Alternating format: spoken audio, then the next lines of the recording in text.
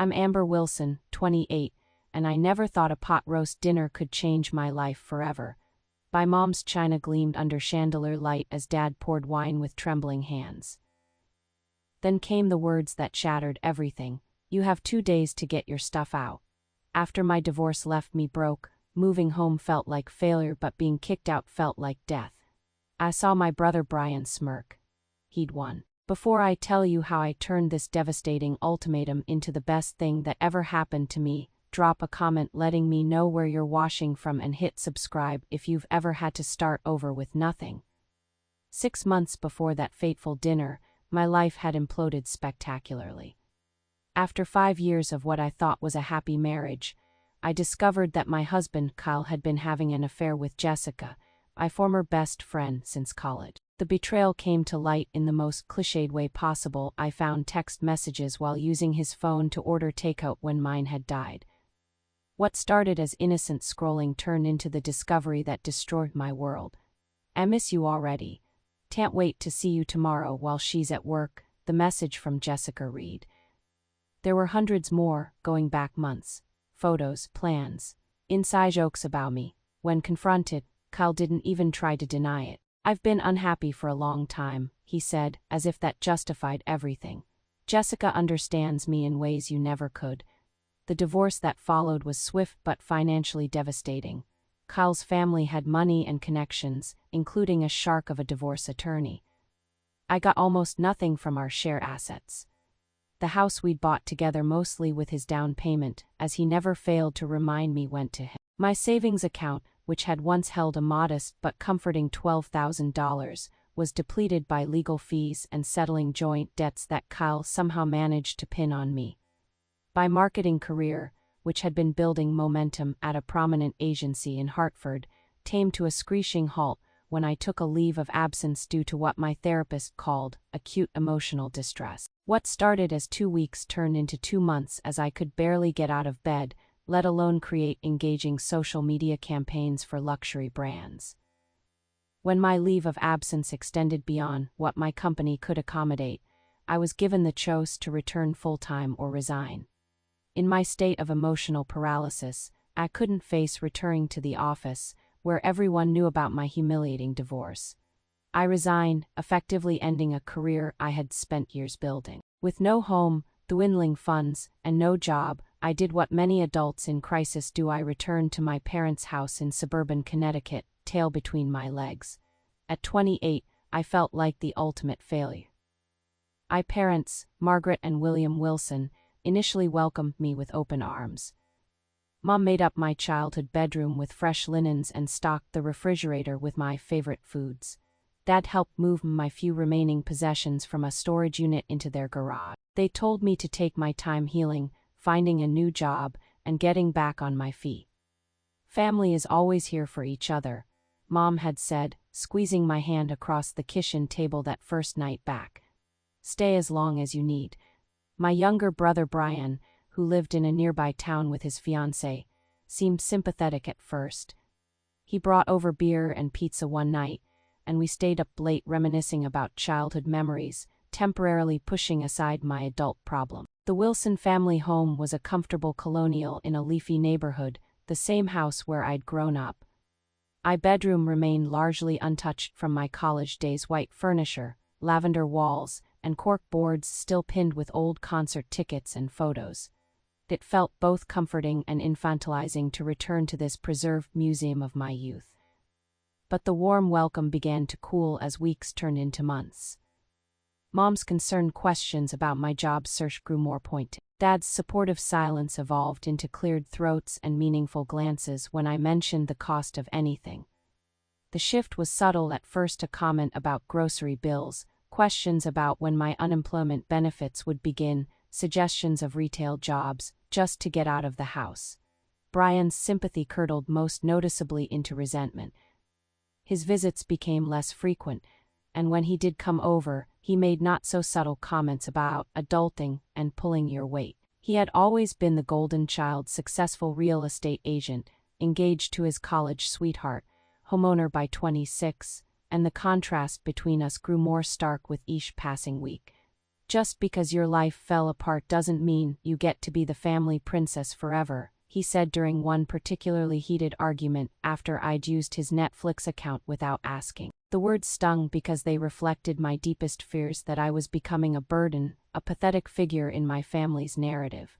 Depression made everything harder. Getting out of bed, applying for jobs, even basic self-care felt like climbing Mount Everest. I'd spend days in the same pajamas, scrolling through job listings without actually applying, or staring at the ceiling, replaying my failed marriage in my head like a movie I couldn't turn off. My parents didn't understand the depth of my depression, interpreting it as laziness or lack of motivation. The tension came to a head during a Sunday dinner at my aunt's house, when someone innocently asked about my plans. Before I could answer with my usual vague response about exploring options, Brian interjected. Apparently living off mom and dad indefinitely is the plan, he said with a laugh that didn't reach his eye. The table fell awkwardly silent, and I excused myself to cry in the bathroom. The day before the fateful dinner that would change everything, I overheard my parents discussing me in hushed tones in the kitchen. I had been coming downstairs for a glass of water when their concerned voices made me pause on the staircase. "We're not helping her by letting this continue," Dad was saying. "She's getting too comfortable." "I know," Mom sighed, "but she's been through so much. I don't want to add to her pain." "Sometimes pain is necessary for growth," Dad replied. "We need to make a decision about the situation." My heart had lifted briefly. Perhaps they were planning to help me more substantially, maybe offering to pay for career counseling or therapy. I went to bed that night with a spark of hope, and even made an effort to look presentable the next morning. I put on actual clothes instead of loungewear, applied mascara, and brushed my hair into a neat ponytail. Little did I know that the decision they had reached would send me into a tailspin worse than anything I had experienced yet. Mom had prepared pot roast for dinner, my favorite comfort food since childhood. The rich aroma filled the house, mingling with the scent of fresh-baked rolls and apple pie cooling on the counter. The dining room table, reserved for special occasions and Sunday dinners, was set with the good china and crystal glasses that had belonged to my grandmother. A bouquet of fresh flowers served as the centerpiece, their cheerful colors at odds with the tension I could feel building in the room. I should have recognized the warning signs: the special meal, the formal dining room, Mom's nervous fluttering around the kitchen. They were softening the blow that was to come, like offering a condemned prisoner a last luxurious meal. Dad opened a bottle of Cabernet, the expensive kind he usually saved for anniversaries and holidays. He poured generously, and I noticed he was already on his third glass before we'd even served the food. Mom's hands trembled slightly as she ladled gravy over the meat, and she avoided making eye contact with me. Brian arrived precisely at 6, another red flag I failed to notice. My perpetually late brother had never been on time for a family dinner in his life. He brought a bottle of wine we didn't open and kissed Mom on the cheek with unusual affection. When he took his seat across from me, I caught a glimpse of something in his expression: anticipation mixed with what looked disturbingly like satisfaction. We made stilted conversation as we passed dishes around the table. Mom asked about the weather forecast, Dad mentioned a golf game with his buddies, and Brian talked at length about a house he had just listed. No one asked me anything, as if I were already a ghost at the table. I complimented Mom on the pot roast, trying to ease the strange atmosphere. "It's perfect, just like always. Thanks for making my favorite," she smiled weakly. "I thought you'd enjoy it." Halfway through the meal, Dad cleared his throat loudly and set down his fork with deliberate care. Mom reached over to squeeze his hand, a silent signal that it was time. Brian suddenly became very interested in buttering a roll, his eyes down but his ears clearly perked. "Amber," Dad began, his voice taking on the formal tone he used for difficult conversations, "your mother and I need to talk to you about something important." My stomach dropped. I set down my own fork, appetite vanishing instantly. "We've given this a lot of thought, and we've decided that it's time for some changes around here." He took another sip of wine, fortifying himself. "We've supported you through this difficult time, but it's been 6 months now." Mom jumped in, her words rushing out as if she'd rehearsed them. We love you very much, sweetheart, but we think you need a push to get moving again. You've seemed stuck, and sometimes tough love is the only way forward. What are you saying? I asked, though I already knew. The special dinner, the formal setting, Brian's presence, it was all adding up to something terrible. Dad straightened his shoulders. We're saying that you need to find your own place. We're giving you 2 days to get your things in order and move out. The words hit me like a physical blow. 2 days, 48 hours to figure out where to go with no job, almost no money, and no prospects. 2 days, I repeated, my voice sounding distant to my own ears. That's impossible. Where am I supposed to go? How am I supposed to afford a place? You'll figure it out, Brian interjected. Plenty of people manage to support themselves at 28. I turned to him, betrayal burning in my chest. Did you have something to do with this? He had the decency to look slightly uncomfortable, but Mom answered for him. Brian has been wanting to set up a home office for his real estate business. We thought he could use your room since he's here so often showing properties in the neighborhood. So I'm being kicked out for a room he'll use occasionally. My voice rose with disbelief. I'm your daughter. I have nowhere to go. Dad's face hardened. That's part of the problem, Amber. You've made no effort to find a place of your own. The unemployment checks have been coming for months, but you spend them on takeout and online shopping instead of saving for an apartment. That wasn't entirely fair, yes. I'd ordered DoorDash more than I should have, and I'd bought some new clothes to replace what Kyle had kept or I'd left behind, but I'd been trying to save. The problem was that entry-level apartments in our area started at $1,200 a month, and my unemployment barely covered that, let alone utilities, food, and other necessities. I've been trying, I said, tears welling in my eyes. Do you know how hard it is to find an affordable apartment around here? Or how difficult the job market is right now? I've sent out dozens of applications. Perhaps not hard enough, Dad replied coolly. We've watched you sleep until noon and spend hours on your phone. That's not job hunting, that's wallowing. The tears spilled over.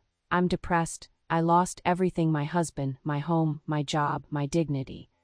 Don't you understand how hard this has been? Mom reached for my hand, but I pulled away. Her eyes were wet too. We do understand, sweetheart. But it's been 6 months of the same pattern. We think you need this push to break the cycle. This isn't a push, it's a shove off a cliff. I stood up so quickly my chair tipped backward, crashing to the hardwood floor. I can't believe you're doing this to me, your own daughter. Brian rolled his eyes. Always with the drama. This is exactly why. Shut up, Brian, I shouted, rounding on him. You've always had everything handed to you. Dad's connections got you your first listing, Mom co-signed for your mortgage. You have no idea what it's like to actually struggle. His face flushed red. I worked for everything I have. Both of you, stop it, Mom pleaded, but the dam had broken. I hate you, I said, the childish words spilling out before I could stop them. I hate all of you. When I get back on my feet, and I will, don't expect to be part of my life. I stormed away from the table, ignoring Mom's calls to come back, and slammed my bedroom door with such force that the framed photos on my wall rattled. Then I collapsed onto my childhood bed and sobbed until my throat was raw and my pillow soaked. The night that followed was one of the darkest I'd ever experienced. After crying myself into exhaustion, I lay awake staring at the glow-in-the-dark stars on my ceiling, remnants from a childhood when my parents protected me from pain rather than inflicting it. I thoughts spiraled between panic, anger, and despair. Where'd I go in 2 days? A hotel would quickly deplete my meager savings. Friends, most had sided with Kyle and Jessica after the divorce, and the few who hadn't lived in tiny apartments with roommates or had moved away from Connecticut altogether. I sent desperate texts to Rachel and Megan, my 2 remaining friends from college. Family emergency. Need place to stay for a few weeks. Can pay some rent. The messages showed as delivered but remained unanswered as the night crawled by. The more I thought about my situation, the more hopeless it seemed. My credit was shot from the divorce. I had no job, no references for apartments. And now, no family support system. Maybe they're right, I whispered to the darkness. Maybe I am pathetic. Around 3 a.m., I found myself clutching Mr. Whiskers, the stuffed cat I'd had since I was 5. The irony wasn't lost on me, a grown woman seeking comfort from a toy while facing homelessness. Eventually, emotional exhaustion pulled me under into a fitful sleep, where I dreamed I was wandering through an endless maze of closed doors. Morning arrived with cruel brightness, sunlight streaming through my lavender curtains as if it were any normal day. My eyes felt swollen and raw from crying, and for one blessed moment, I forgot the events of the previous night. Then reality crashed back with nauseating force. I had just over 36 hours to figure out where I would live. When I finally mustered the courage to leave my bedroom, the house was quiet. A note on the kitchen counter informed me that Mom and Dad had gone to their weekly golf lesson. Avoidance was always their preferred method of dealing with family conflict. I poured myself a cup of coffee with shaking hands and tried to form a plan. As I sat at the kitchen table staring at my phone, Brian let himself in through the back door without knocking. He carried a measuring tape and a notebook. "What are you doing?" I asked, though I already knew the answer. "Measuring for my desk and filing cabinets," he replied, not quite meeting my eyes. "I'm thinking of painting too. Maybe a dark blue." The casual way he discussed erasing my presence from the house felt like a fresh wound. I didn't respond, just watched as he headed upstairs to my soon-to-be former bedroom. Mom returned around noon, Dad conspicuously absent. She hovered in the kitchen doorway, her face etched with worry and guilt. "Do you need help packing?" she offered, her voice small. "No," I answered flatly. "Amber, I don't."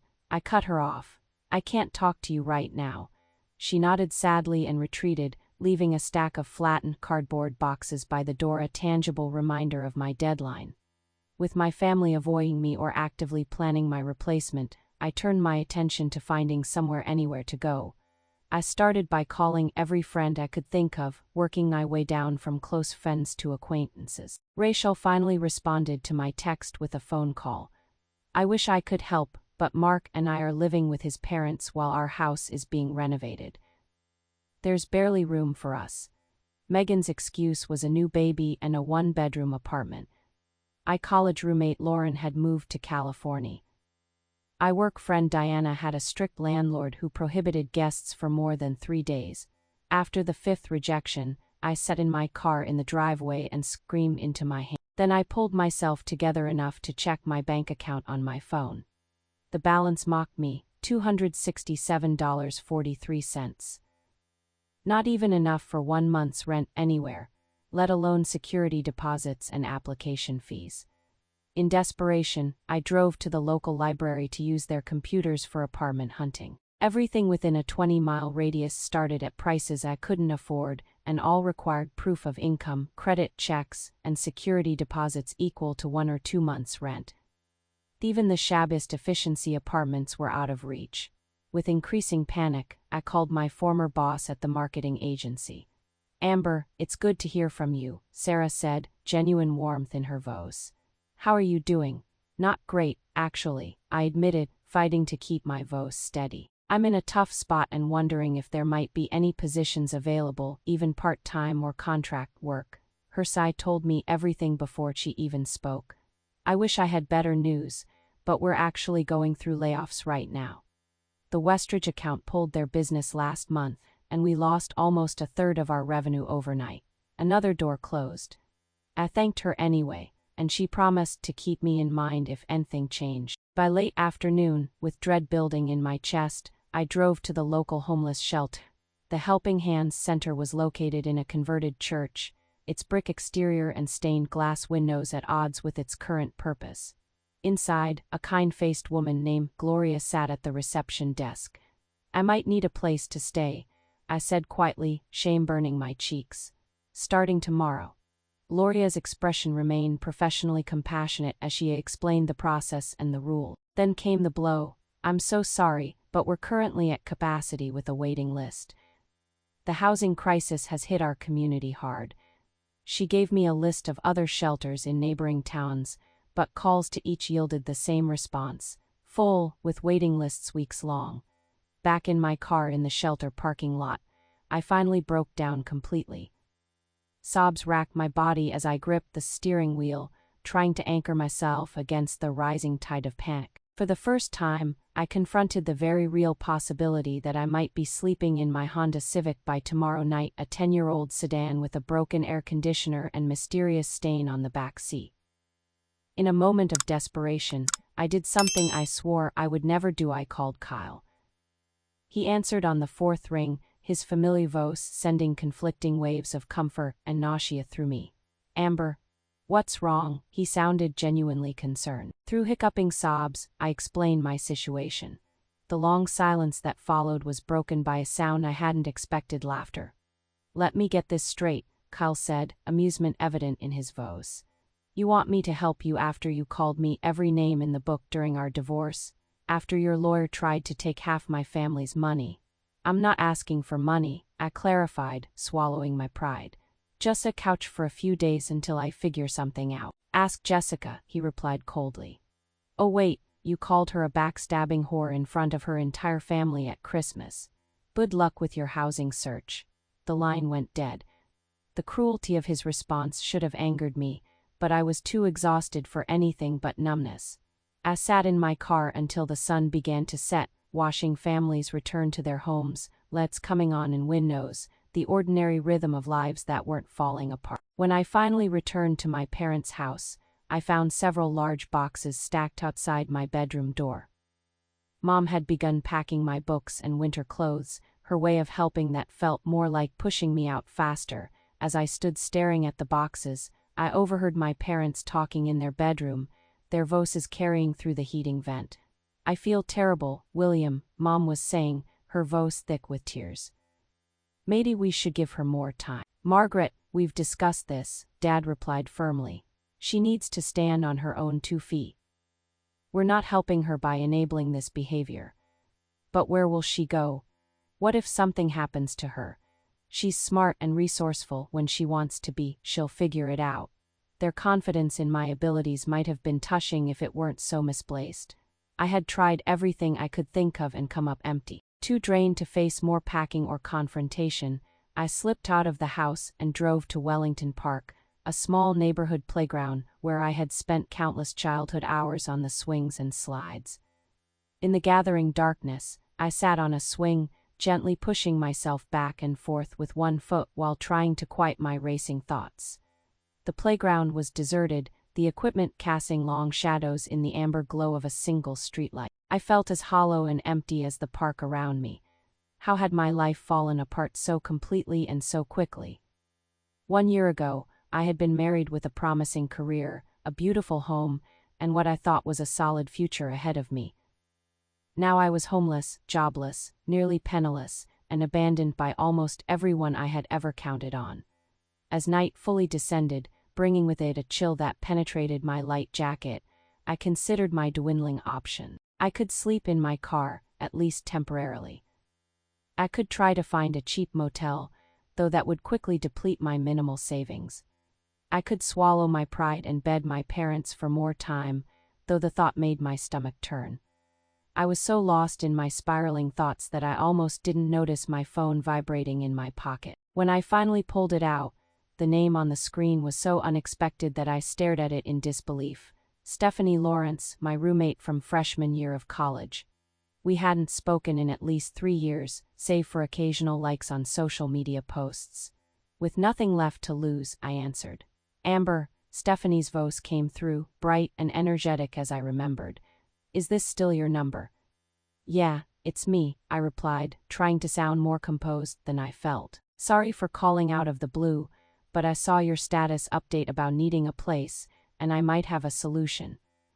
"Are you still in Connecticut?" For the first time in 24 hours, I felt a tiny flicker of hope. "I'm still in Connecticut," I confirmed, gripping the phone tightly as I sat up straighter on the park swing. "What kind of solution?" "So this is completely random timing," Stephanie began, the smile evident in her. "I just got transferred to my company's London office for a 3-month project. I leave in 2 days, and I was going to post an ad for a house sitter, but then I saw your Facebook post about needing a place temporarily." My heart started beating faster. "You need someone to watch your place." "Exactly. It's a condo in downtown Hartford, 2-bedroom, 2-bath. I need someone to water my ridiculous collection of houseplants and feed my cat, Mittens. Would be doing me a huge favor, honestly. My last house sitter canceled last minute. I could hardly believe what I was hearing. And, what would you charge for rent? Stephanie laughed. That's the thing, I don't need rent. I'm still paying my mortgage while I'm gone anyway. I just need someone responsible to take care of things.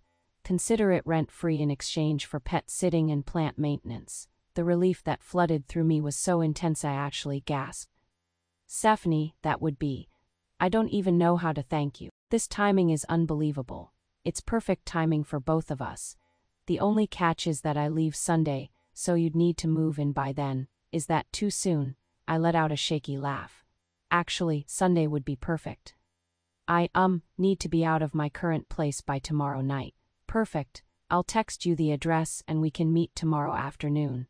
I can show you around, give you keys, go over care instructions for Mittens and the plant. After ending the call, I sat in stunned silence, watching my breath form small clouds in the cool night air. The despair that had been crushing me just minutes before had transformed into cautious hope. 3 months rent-free would give me time to find a job, save money, and figure out my next steps without the immediate pressure of homelessness. Of course, there was part of me that hesitated. Was I trading one form of dependence for another? Was I accepting charity that might come with strings attached? But my options were so limited that pride seemed like a luxury I couldn't afford. When I returned to my parents' house, I found them watching television in the living room, the forced normalcy of the scene almost comical given the circumstances. I stood in the doorway until Dad noticed me and muted the TV. I found a place, I announced without preamble. Mom's relief was palpable. Oh, sweetheart, that's wonderful. Where? I explained the arrangement with Stephanie, watching their expressions shift from surprise to skepticism. Rent-free, Dad questioned, his eyebrows raised. What's the catch? No catch, she needs a house sitter while she's in London for work, and I need a place to stay. It's a mutually beneficial arrangement. How long have you been planning this? He asked, suspicion clear in his voice.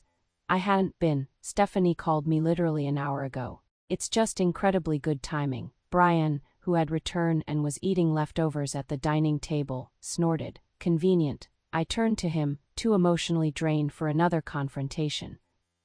Yes, Brian, it is convenient. For everyone.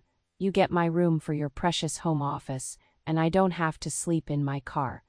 The pointed reminder of what they were forcing me to do created an uncomfortable silence. Mom broke it first. Well, I think it sounds like a blessing. How long will you be staying there? 3 months, potentially. It gives me time to find a job and save for a real apartment. Dad nodded slowly. That does sound like a good stepping stone. I hope you'll use the time wisely. The conditional approval in his tone grated on my nerves, but I was too relieved to argue. I need to finish packing. I'm meeting Stephanie tomorrow to get the keys. I spent my last night in my childhood bedroom surrounded by boxes and garbage bags full of my possessions, sorting what would fit in my car from what would need to be stored or discarded. The task was overwhelming, forcing me to confront just how little I had to show for my 28 years of life. While folding clothes, I discovered old diaries from middle and high school, filled with melodramatic concerns of a teenager who thought a bad hair day was the end of the world. I found photo albums from family vacations when we had functioned as a unit rather than adversaries. I unearthed trinkets from my first date with Kyle, movie ticket stubs, a pressed flower, notes that now seem painfully naive. Around midnight, a soft knock interrupted my packing. Mom stood in the doorway, her face lined with worry and something else, remorse, perhaps. I brought you some sandwich bags and packing tape, she said, holding out the items like peace offering. Thanks, I replied, taking them without meeting her eyes. She lingered, clearly wanting to say more. Finally, she spoke again. Amber, I know you're angry with us, and you have every right to be, but please understand, we only want what's best for you. I continued folding a sweater, not trusting myself to respond without either crying or saying something unforgivable. Will you let us know that you've arrived safely at Stephanie's tomorrow? She asked. I nodded, Curry, still not looking up. She hesitated a moment longer, then whispered good night and closed the door softly behind her. Later, when I went to the bathroom, I discovered an envelope that had been slipped under my door. Inside was $200 cash and a note in Mom's handwriting. "Just in case you need anything. Love, Mom." The gesture was both touching and infuriating. If they were so concerned, why force me out in the first place? Still, I tucked the money into my wallet, too pragmatic to reject it out of pride. Dad made his own awkward attempt at reconciliation the next morning as I was loading boxes into my car. He appeared in the garage doorway, hands in his pockets, watching me struggle with a particularly heavy box. "Need a hand with that," he offered. "I've got it," I replied, though my arms were shaking with the effort. He helped anyway, lifting the box easily into my trunk.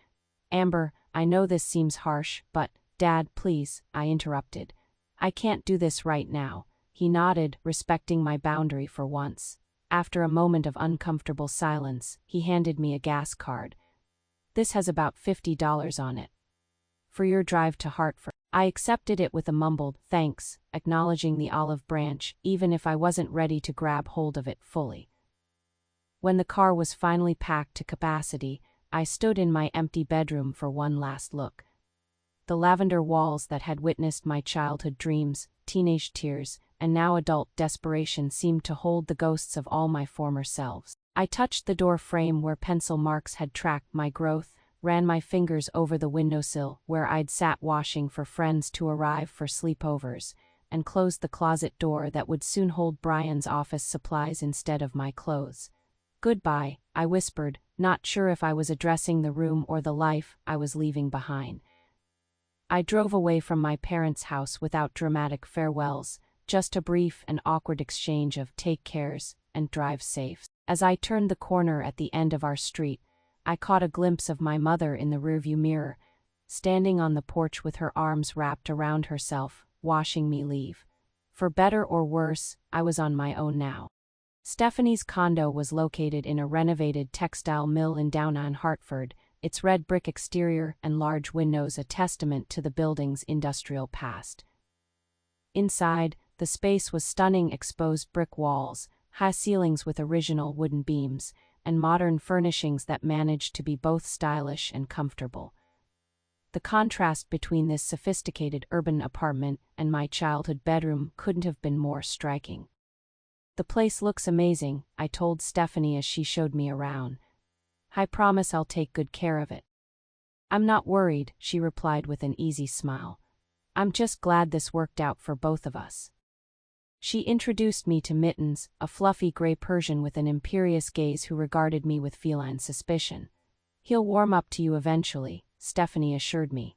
"Just bribe him with After walking me through the care instructions for her impressive collection of plants from delicate orchids to a massive fiddle-leaf fig tree, Stephanie handed me the keys with a set of written guidelines for the condo. "My flight's early tomorrow, so I'm staying at my parents' tonight to be closer to the airport," she explained. "Make yourself at home. By casa y su casa, literally, for the next 3 months." When she left, the silence in the condo was profound. I stood in the center of the spacious living room, teas clutched in my hand, overcome by a mixture of relief, gratitude, and disbelief at my sudden change in circumstances. 24 hours ago, I had been contemplating sleeping in my car, and now I was standing in a luxury condo that could have been featured in a design magazine. Mittens watched me from his perch on the window seat, his tail swishing slowly as if he were trying to decide whether I was worthy of his acceptance. "Looks like it's just you and me," I told him.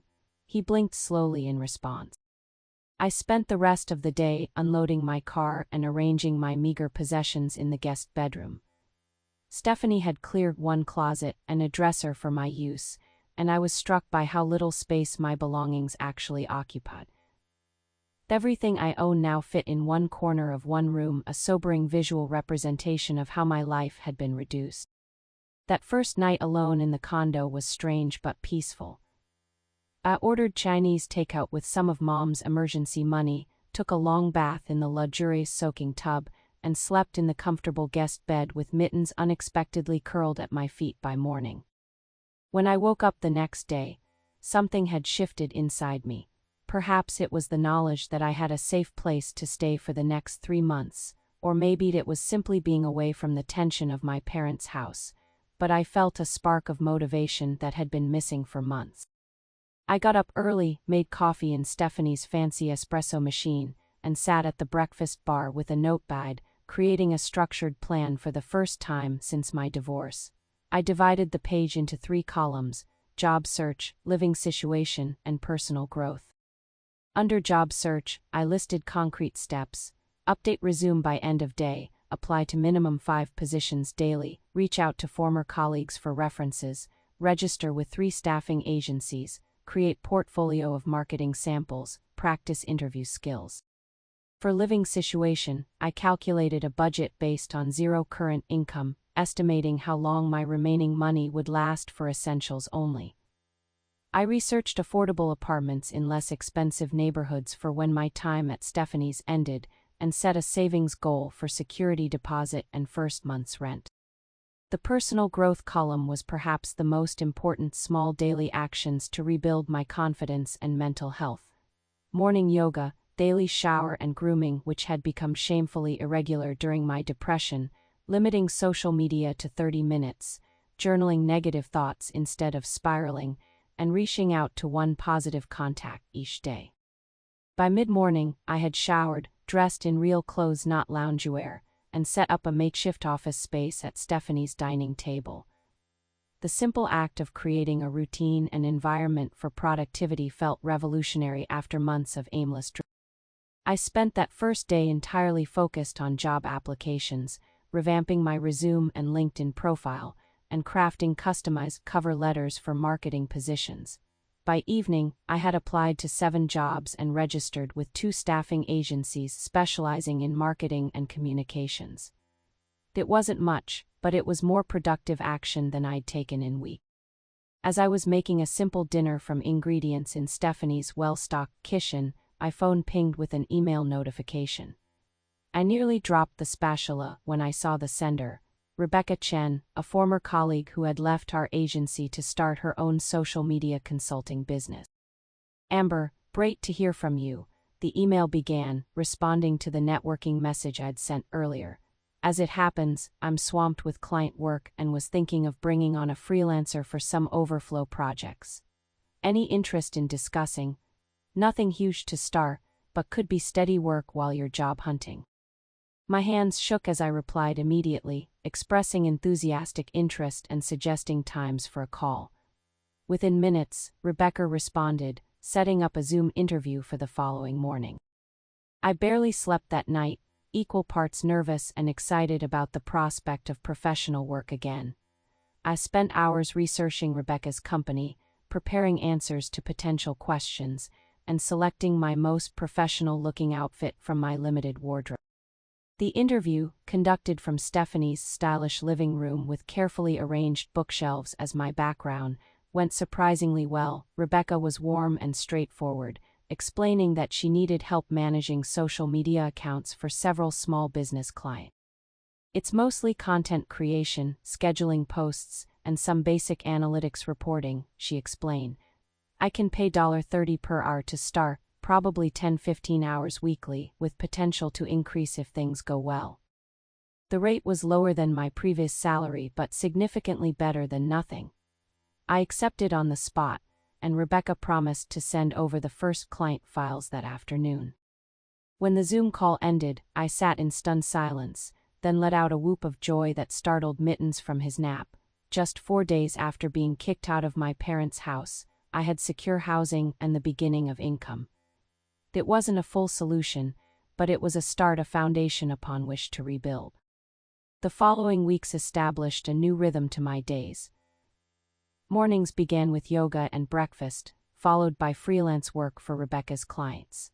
Afternoons were dedicated to applying for full-time positions and occasional interviews, while evenings involved cooking simple meals, caring for Stephanie's plants, and playing with Mittens, who had gradually accepted my presence in his domain.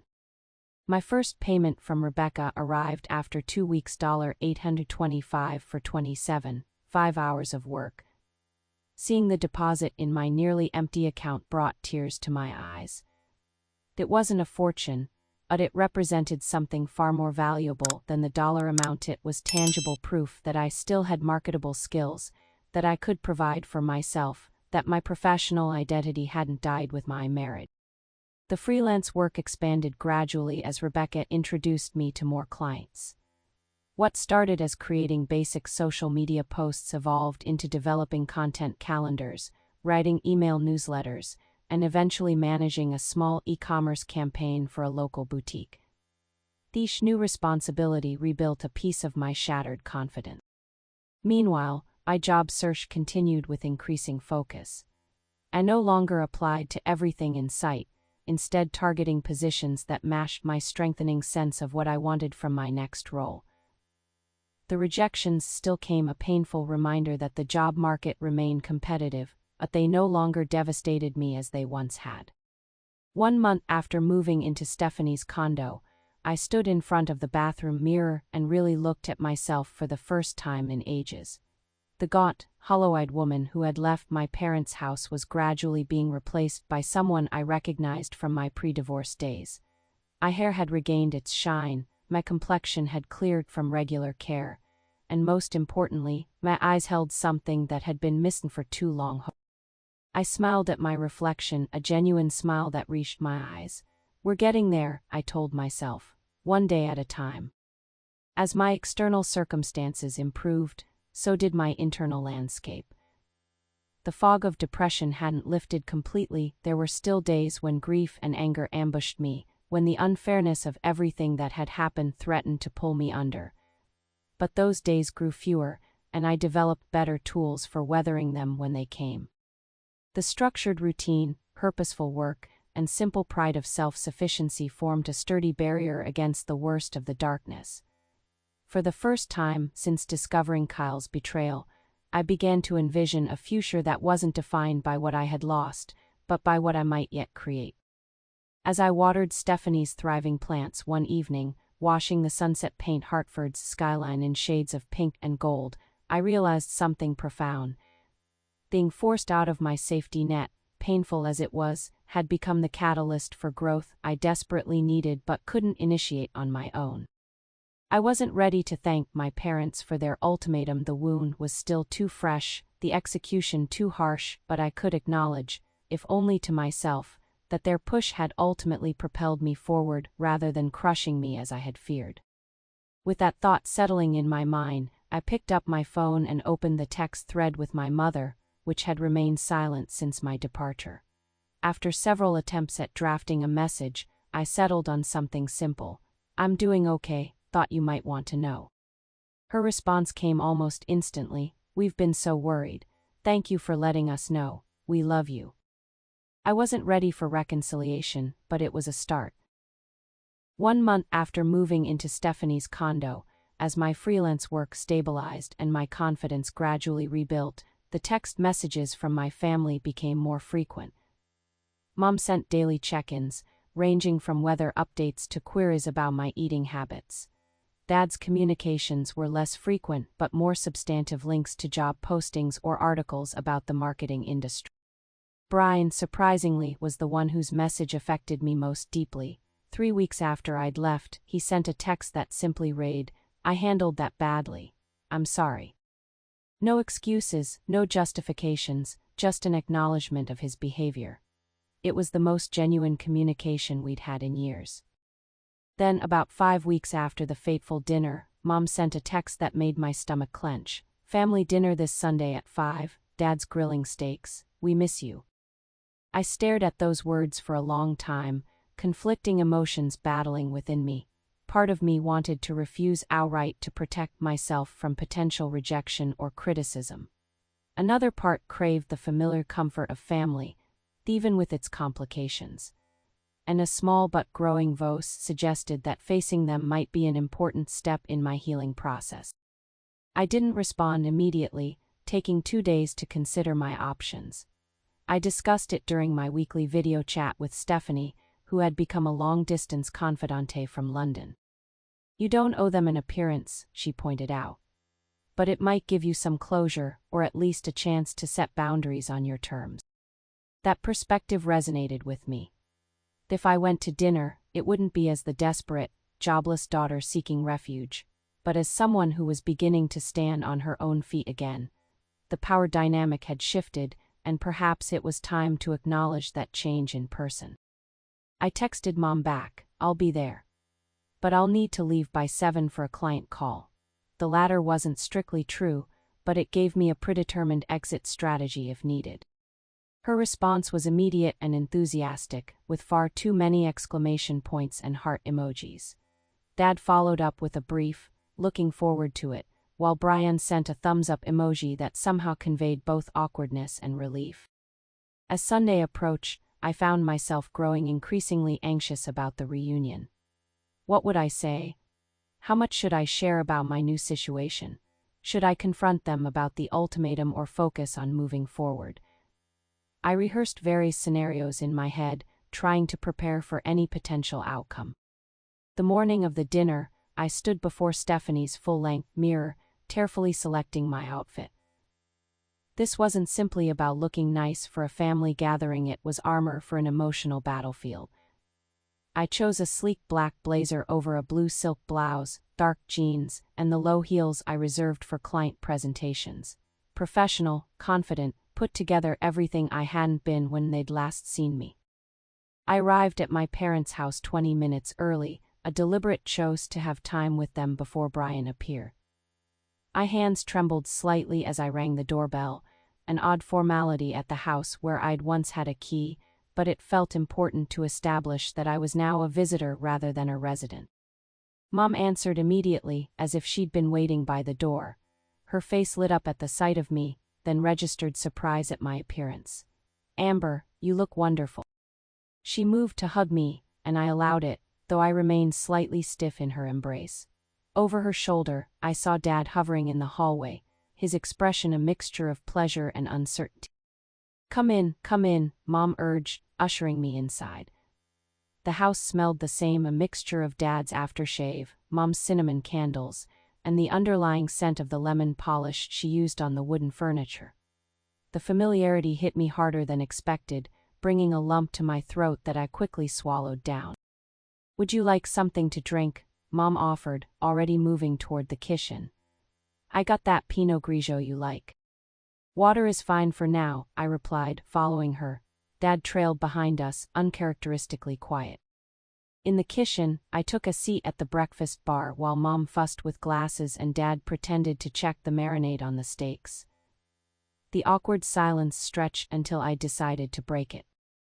"I think we should talk before Brian arrives," I said quietly but firmly. They exchanged glances, a silent communication developed over decades of marriage. "Of course," Dad said, wiping his hands on a dish towel and joining me at the bar. "We've been hoping for a chance to clear the air." I took a deep breath, centering myself. What happened 6 weeks ago hurt me deeply. I understand you felt I needed a push, but the way it was handled, the ultimatum, the short timeline, Brian's involvement, it felt like a betrayal. Mom's eyes immediately filled with tears. "We never meant to hurt you, sweetheart. We were just so worried about you, about the depression and the lack of progress, and we thought." "Margaret," Dad interrupted gently. "Let Amber speak." I nodded gratefully at him. I was in a dark place after the divorce, darker than I think any of you realized. I lost everything that defined my adult identity in one fell swoop: my marriage, my home, my financial security, my career momentum. Moving back here was already humiliating, and then to be pushed out when I was at my most vulnerable. My voice cracked slightly, and I paused to compose myself. "I'm not saying you were wrong about me needing to move forward. I probably did need a change, but the way it happened left me feeling disposable, like I was being discarded for inconveniencing you." Dad's face showed genuine distress. "That was never our intention, Amber. We love you. We've always wanted what's best." "Parents don't always know what's best," I replied. "Sometimes what looks like helping actually causes harm." "You're right," Mom admitted, tears now streaming freely down her face. "We thought we were doing the right thing, but we handled it terribly. I've been sick with worry every day since you left." "We should have talked to you more," Dad added, his usual certainty absent. worked out a plan together instead of springing it on you that way." The acknowledgement loosened something tight in my chest. I hadn't expected them to admit fault so readily, and it made what I needed to say next easier. "I'm establishing some boundaries going forward," I told them. "I'm rebuilding my life on my terms, and I need you to respect that process. No unsolicited advice, no pressure about my career or living situation, and absolutely no more ultimatums." They both nodded solemnly. "And one more thing," I continued, but was interrupted by the sound of the front door opening. "Hello," Brian's voice called from the hallway. "Sorry I'm early, I brought wine." He appeared in the kitchen doorway, stopping short when he saw me. "Oh, hi." "Hi," I replied coolly. Mom quickly wiped her eyes and pasted on a bright smile. "Brian, look who's here. I'm just going to check something in the garden." She hurried out, clearly giving us space to talk. Dad cleared his throat. "I should get the grill started," he said, following Mom's exit and leaving Brian and me alone in the kitchen. My brother shifted uncomfortably, the wine bottle clutched in his hand like a shield. The confident real estate agent was nowhere to be seen. Instead, he looked like the guilty little boy who had broken my favorite doll when we were kids. "You look good," he offered finally. "Different." "Amazing what happens when you're not being forced out of your home," I replied, unable to keep the edge from my vote. He winced. "I deserved that." "Yes, you did." Brian set the wine bottle down and ran a hand through his hair, a nervous gesture he'd had since childhood. "Look, I was a complete jerk. There's no excuse for it. And yet I sense you have one prepared." "Not an excuse. An explanation, maybe." When I didn't object, he continued. "I've been jealous of you for years, Amber. You were always the smart one, the accomplished one. Mom and Dad bragged about you constantly, your grades, your college scholarship, your cool job in marketing. Meanwhile, I was the average kid who barely got into state school." I stared at him in disbelief. "That's ridiculous. You're successful in real estate, you own a home, you have a fiancé who adores you. What could you possibly be jealous of?" "Your relationship with Mom and Dad," he admitted. "They've always been more invested in you, more concerned about you. When you moved back home, it was like I became invisible again. Every family conversation revolved around how to help Amber, what to do about Amber's situation." His honesty caught me off guard. While I'd been drowning in my own problems, it had never occurred to me that Brian might have his own insecurities about our family dynamic. "So you pushed for them to kick me out?" I asked, trying to understand. "I didn't push for the ultimatum, that was Dad's idea. But I did complain more than I should have, and I definitely jumped at the chance to use your room." He looked down at his hands. "I wanted them to focus on me for once. It was childish and selfish."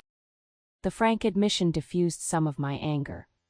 I'd spent weeks vilifying Brian in my mind, casting him as the manipulative golden child who had orchestrated my expulsion.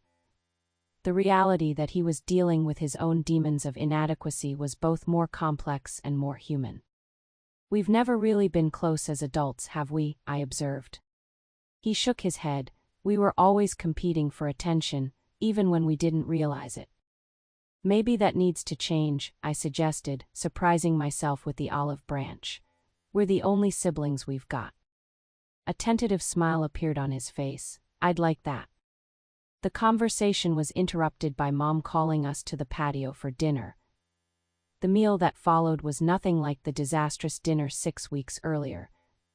There was still tension, still moments of awkwardness, but underlying it was a new honesty that hadn't been present in our family dynamic for years, perhaps ever.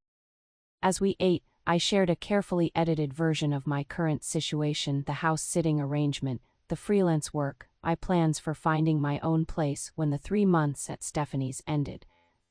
I didn't mention the depth of my initial desperation or how close I'd come to homelessness, sparing them that particular guilt. Dad listened intently, asking thoughtful questions about my freelance clients without the judgment I'd fear. Mom beamed with pride when I mentioned that one of my projects had been featured on a marketing blog. Brian, perhaps the biggest surprise of all, asked if I might be willing to look at his real estate company's social media strategy. Our online presence is pretty basic, he admitted. I've been meaning to upgrade it but haven't had the time or expertise. I could take a look, I offered. My rate is $40 an hour for new clients, but I might give you a siblings who are trying to do better discount. He laughed, acknowledging the gentle ribbing. Fair enough.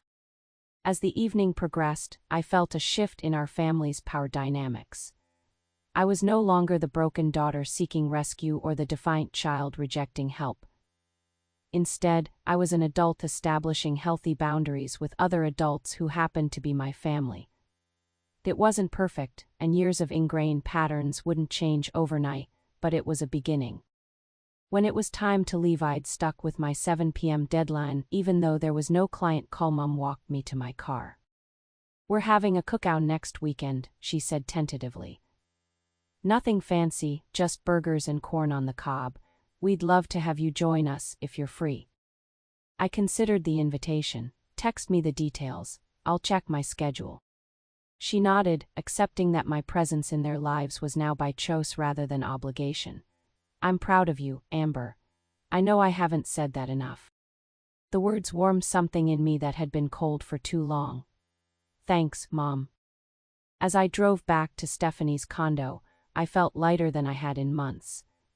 The confrontation I dreaded had instead become a first step toward healing, not just for me, but for our entire family. The road ahead would have its bumps, certainly, but for the first time in a long while, I felt cautiously optimistic about the journey. 3 months flew by faster than I could have imagined. My freelance business grew steadily as Rebecca referred more clients my way and word spread about my work. I had established a comfortable routine in Stephanie's beautiful condo, caring for her plants, which were all miraculously still alive, and bonding with Mittens, who had become my furry confidant during late-night work session. The day Stephanie was due to return from London, I found myself simultaneously excited to see my friend and anxious about what would come next. I had saved enough for a security deposit and first month's rent on a modest apartment, but the thought of leaving the condo that had become my sanctuary was more difficult than anticipated. When Stephanie walked through the door, slightly jet-lagged but beaming, she dropped her bags to give me a warm hug. The place looks amazing, she exclaimed, surveying her home. The plants are thriving. Is that new growth on the fiddle leaf? And Mittens looks positively plump. I may have overindulged him with treats, I admitted, washing the cat weave affectionately between Stephanie's legs. He'll deny it, but we've become best friends. After cashing up over coffee, with Stephanie sharing stories about her London adventures and me updating her on my growing freelance business, she surprised me with an unexpected proposal. So, I've been thinking, she began, a hint of nervousness in her voice. This place is really too big for just me, and the rent keeps going up. Would you maybe consider becoming roommates? Split the costs. I know you've been saving for your own place, but financially, this might make more sense for both of us. The offer caught me completely off guard. Are you serious? You're not just offering out of pity or something, she laughed. Amber, this is totally selfish on my part. You're clean, responsible, Mittens adores you, and splitting the rent would save me a fortune. Plus, I've actually enjoyed having someone to text with about the day-to-day stuff. London was amazing but sometimes lonely. I didn't need to think about it long. The condo was in a perfect location, far nicer than anything I could afford on my own, and living with Stephanie, now a true friend rather than just a former college acquaintance, seemed like an ideal situation. I'd love to, I told her, relief washing over me, and I can actually afford half the rent now. The pride in that statement wasn't lost on either of us. 3 months earlier, I couldn't have imagined being in a position to contribute equally to a household, let alone one in a luxury building. With my living situation secured, I turned my full attention to growing my business. What had started as overflow work from Rebecca had evolved into something substantial. I had 8 regular clients ranging from a local bakery to a regional healthcare provider, managing their social media presence, email marketing, and content creation. My phone rang one afternoon with a call from a number I didn't recognize. It turned out to be the marketing director at Westridge Corporation, one of the largest companies in Hartford, and, coincidentally, the account whose loss had led to layoffs at my former agency. "We've been impressed with your work for Canterbury Healthcare," she said, referring to one of my current clients. "We're restructuring our marketing department and looking for someone to lead our digital strategy team. Would you be interested in discussing the position?" The offer was tempting. Prestigious company, excellent salary, benefits, stability. Everything I thought I wanted when I'd been desperately job hunting months earlier. But as I listened to the description of the role, office hours, corporate hierarchy, limited creative control, I realized something important had changed in me. "I'm flattered by your interest," I told her sincerely. "But I've actually established my own marketing consultancy, and I'm enjoying the flexibility and variety it offers. I'd be happy to discuss taking on Westridge as a client, though." The words came out before I'd fully processed the decision, but as soon as I spoke them, I knew they were right. The crisis that had forced me to try freelancing had inadvertently led me to discover a working style that suited me perfectly. The marketing director seemed surprised but intrigued by my counter-offer. We arranged a meeting for the following week, and by the end of that discussion, I had secured my largest client, yet one that necessitated bringing on help to manage my growing workload. I hired Zoe, a recent marketing graduate, as my first assistant, setting up formal business structures, the LLC formation, business banking, contracts, and insurance. The kitchen table office in Stephanie's condo expanded to include a proper desk and filing system in the second bedroom, which we converted into a share office space. Our relationship with my family continued to evolve in positive ways. The weekly dinners I'd agreed to attend became less obligatory and more enjoyable as new patterns of interaction replaced old, dysfunctional ones. Dad stopped offering unsolicited career advice and instead asked thoughtful questions about my business decision. Mom channeled her nurturing tendencies into more appropriate avenues, like sending occasional care packages rather than intrusive daily texts. The most surprising development was my relationship with Brian. Our tentative truce had blossomed into genuine collaboration when I revamped his real estate company's online presence. The project forced us to communicate regularly, and through those professional interactions, we began rebuilding our personal connection as well. He referred several of his real estate colleagues to my business, and I helped him navigate a complex negotiation with a difficult client. "We make a pretty good team when we're not competing," he observed one evening as we finished working on his website redesign. Who would have thought? My personal life began to recover as well. Through a business networking event, I met Daniel, a graphic designer who often worked with marketing consultants. Our professional relationship gradually evolved into cautious dating, my first venture back into romance since the divorce. Unlike my whirlwind courtship with Kyle, this relationship developed slowly, with clear communication and healthy boundaries on both sides.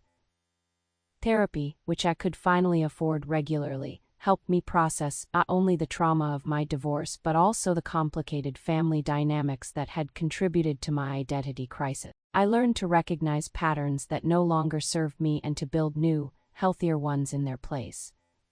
6 months after my parents' ultimatum had sent me spiraling into crisis, I hosted a dinner party at the condo I now officially shared with Stephanie. Around the table sat my parents, Brian and his fiancée, Daniel, Rebecca, and Zoe, a gathering that would have been unimaginable half a year earlier. As I served the meal I had confidently prepared in our kitchen, I caught Mom watching me with a mixture of pride and something else, perhaps a recognition that our relationship had fundamentally changed, had become more balanced.